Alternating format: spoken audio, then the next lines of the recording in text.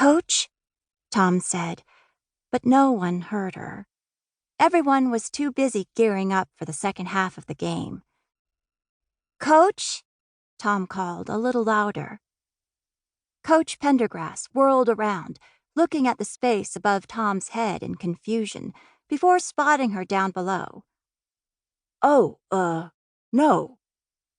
Thom was used to hearing the word no, but the problem was she never knew if people were really telling her no, or if they just didn't know how to say her last name, which was pronounced literally how it was spelled, like I-N-G-O, without the I.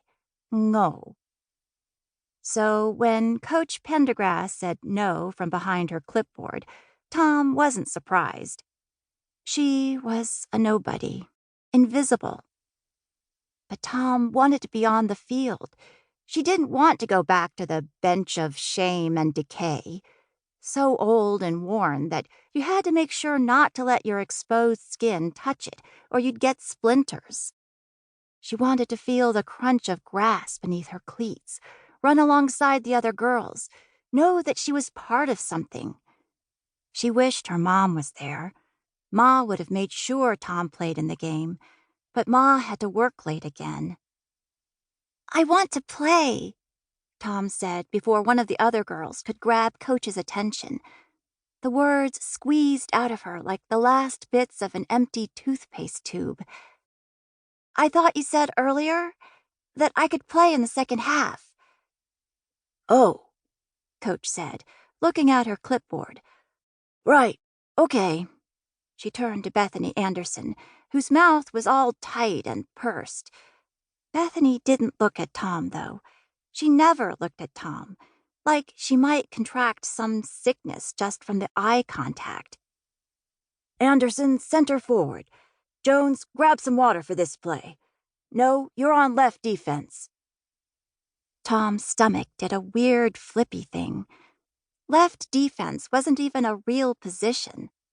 Okay, it was, but it was a filler spot, the weakest angle. You barely got to play from that position. You were just there to stay low and wave your arms around, hoping the ball accidentally rolled your way. Still, it was better than sitting on the bench. Thom ran onto the field and joined the rest of the DeMille Middle School soccer team, standing in position against Monrovia Middle. Shelley Jones glared as she took Tom's place on the bench. The referee blew his whistle, and Bethany kicked the ball. Everyone ran forward, even the other two defense players on Tom's team, even though they weren't supposed to leave the goal.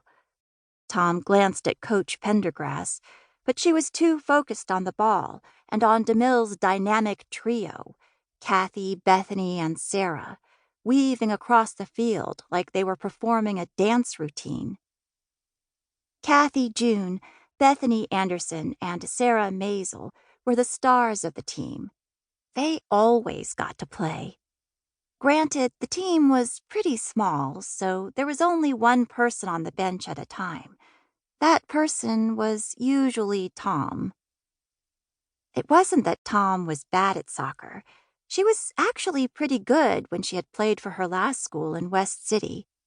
Back then, soccer had been fun, an escape, where she and her friends played and hung out and got boba and popcorn chicken after. She was good then. She was still good now, when she played by herself anyway. But because soccer isn't exactly a play-by-yourself kind of sport, she couldn't prove this to everyone else. The thing was, Thom couldn't kick the ball. Well, no, she could kick the ball, but she shouldn't. The last time she'd tried ended in a small disaster, and she hadn't found the courage to try again since. Suddenly, Monrovia's offense stepped it up, and the ball was rolling toward Thom. She hesitated. "No!" Coach Pendergrass called from the sidelines. Thom stopped. "No! Go for it, no! Send it flying!" She could send it flying. She could show them all how good she really was.